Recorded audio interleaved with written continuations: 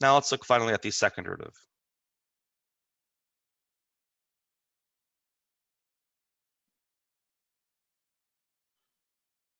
Okay, so I'll keep this on the screen just in case you're still copying the notes.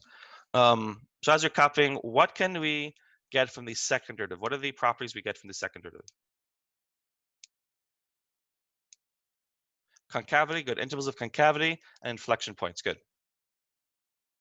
All right, so we know how to do this, right? It's exactly the same thing as the first derivative, right? We just do another sign chart. It's just for this other function, this second derivative. So I'm just going to copy that down here.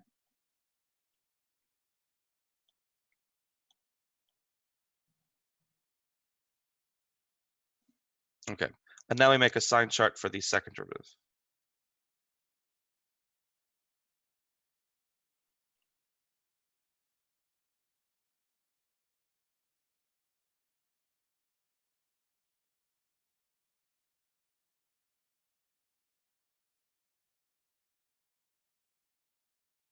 Okay, what are the cut points that go on my sign chart?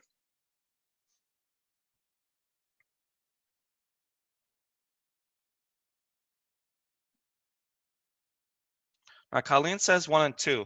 So do we agree with Colleen? What about x equals 1/2?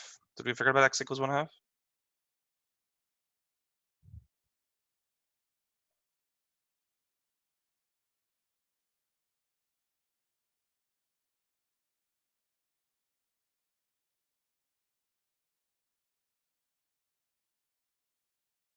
It's fun. Did we forget about x equals 1/2?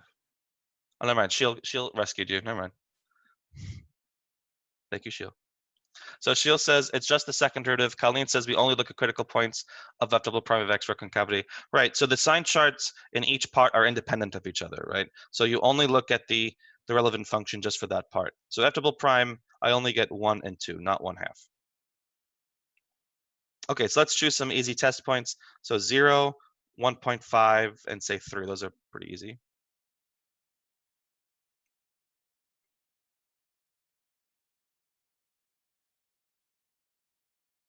Okay, so I have 3 factors to look at here with the second derivative, right? The first factor, that 12, is just positive everywhere.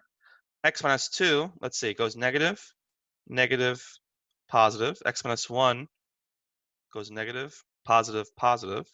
So altogether we get positive, negative, positive.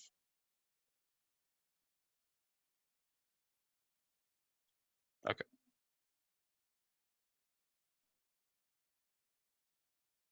So what's this mean about the original function? So that's concavity, right? So I have concave up, concave down, concave up.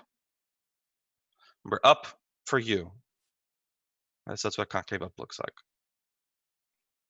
Okay, and now let's summarize everything.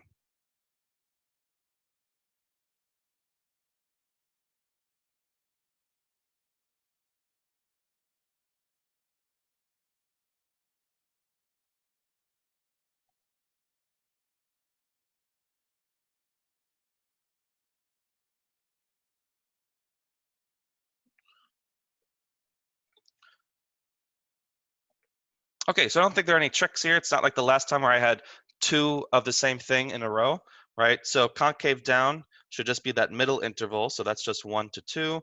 And then concave up are the outer 2 intervals. So negative infinity to 1, and then also 2 to infinity. At inflection points, remember, we're looking for not only what are the concavity changes, but also is the function continuous there? Now, in this case, it's a polynomial, so we don't have to worry about that. But I bring that up because remember, yesterday we had that problem with the asymptotes. And the concavity often does change across an asymptote, but there's no inflection point there because it's an asymptote. But here we actually can include both x equals 1 and x equals 2. They both are true inflection points.